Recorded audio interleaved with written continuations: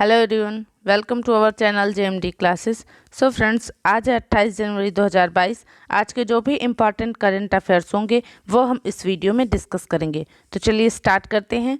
आज का first question है, हिंदुस्तान पेट्रोलियम कॉरपोरेशन लिमिटेड यानी कि HPCL के नए चेयरमैन एवं प्रबंध निदेशक किसे नियुक्त किया गया है?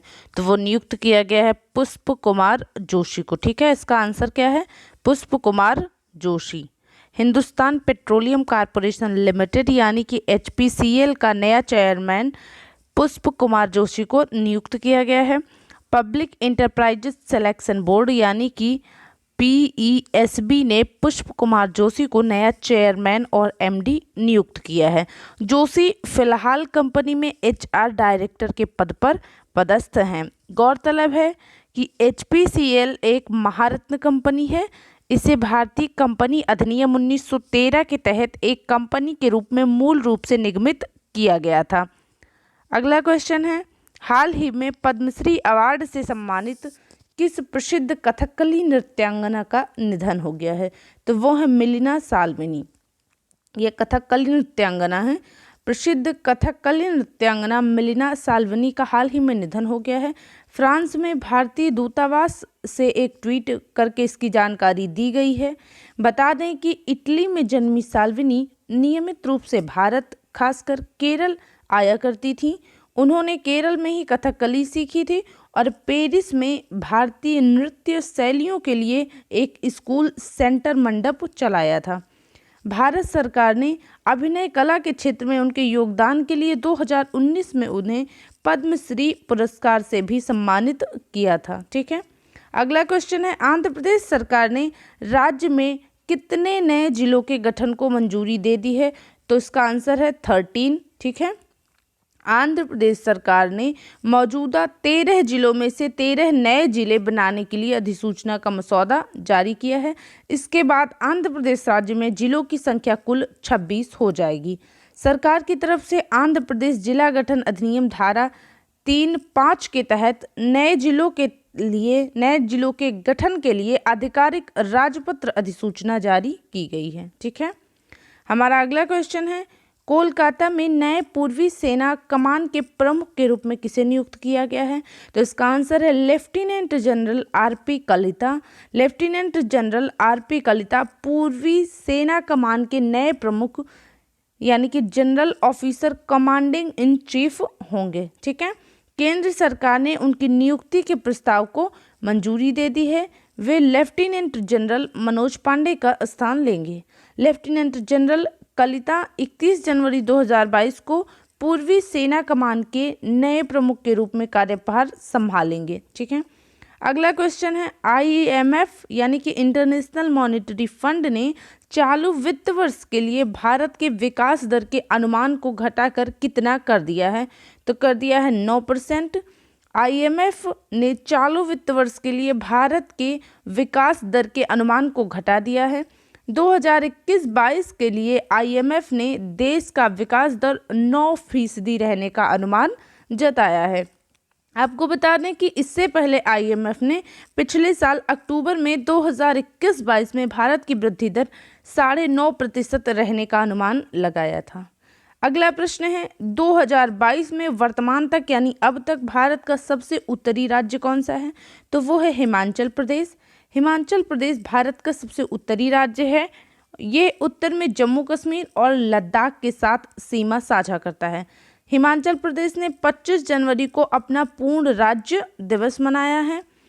यह 1971 में इसी दिन 18वें भारतीय राज्य के रूप में अस्तित्व में आया था, जिसके पहले मुख्यमंत्री डॉक्टर यशवंत सिंह परमार थे। अगला क्वेश्चन है, INS खुखरी मेमोरियल किस राज्य या केंद्र शासित प्रदेश में स्थित है? तो इसका आंसर है दीव। INS खुखरी मेमोरियल 1976 में एक पाकिस्तानी पनडुब्बी द्वारा हमला किए गए एक युद्धपोत की स्मृति में एक भारत पाकिस्तान युद्ध स्मारक है। ठीक है, INS खुखरी को दीव प्रशासन को सौंप दिया गया है। मझगांव डाक शिप बिल्डर्स द्वारा निर्मित इस जहाज को 1989 में मुंबई में कमीशन किया गया था। इस जहाज को दिसंबर 2021 में सेवा मुक्त कर दिया गया है। INS खुखरी मेमोरियल में सार्वजनिक प्रदर्शन के लिए अब इसको दीव भेज दिया गया है। INS खुखरी को नागालैंड को किस राज्य से अलग करके बनाया गया था जिसके साथ ये 512 किलोमीटर सीमा साझा करता है? तो इसका आंसर है असम। नागालैंड राज्य 1963 में असम से अलग हुआ था और दोनों राज्य 512 किलोमीटर की लंबी सीमा साझा करते हैं। नागालैंड असम के तत्कालीन उत्तरी कछार और नागाव जिलों में नागा पहाड़ियों और सभी नागा बहुल क्षेत्रों को राज्य का हिस्सा बनाने की मांग कर रहा है। नागालैंड और असम की सरकारों ने घोषणा की है कि वे लंबे समय से लंबित अंतर्राज्यीय सीमा विवाद के अदालत से बाहर समाधान के लिए तैयार हैं। अगला क्वेश्चन है, भारत ने किस संस्थान के बजट आकलन में 29.9 मिलियन डॉलर का भुगतान किया है? तो इसका आंसर है संयुक्त राष्ट्र। भारत ने वर्ष 2022 के लिए संयुक्त राष्ट्र के नियमित बजट आकलन में 29.9 मिलियन डॉलर का भुगतान किया है। भारत 15 सदस्यीय सुरक्षा परिषद का एक अस्थायी सदस्य है। इसका 2 साल का कार्यकाल दिसंबर 2022 को समाप्त हो जाएगा। ठीक है, 21 जनवरी 2022 तक 24 सदस्य राज्यों ने अपने नियमित बजट आकलन का पूरा भुगतान कर दिया है।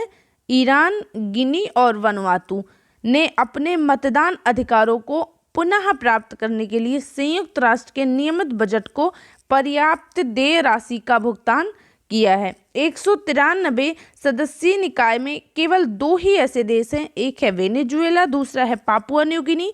इन्हीं को वोट देने का अधिकार नहीं है। ठीक है, अगला क्वेश्चन है, आर नागास्वामी जिनका हाल ही में निधन हो गया, ये क्या थे? तो आर नागास्वामी ये प्रसिद्ध पुरातत्वविद हैं। प्रसिद्ध पुरातत्वविद और तमिलनाडु पुरातत्व विभाग के पहले निदेशक, पद्म भूषण से भी सम्मानित हैं। आर नागास्वामी, इनका 23 जनवरी 2022 को चेन्नई में निधन हो गया है। नागास्वामी को महाबलीपुरम में मूर्तियों पर उनके पुरालेख अनुसंधान के लिए जाना जाता है। उन्हें तमिल साहित्य पर कई पुस्तकों के लिए जाना जाता है। ठीक है, तो ये रहे आज के करंट अफेयर्स। अगर आपको हमारी क्लासेस पसंद आती हैं तो इन्हें लाइक, शेयर और हमारे चैनल को सब्सक्राइब ज़रूर कीजिएगा। Thanks for watching. Thank you so much.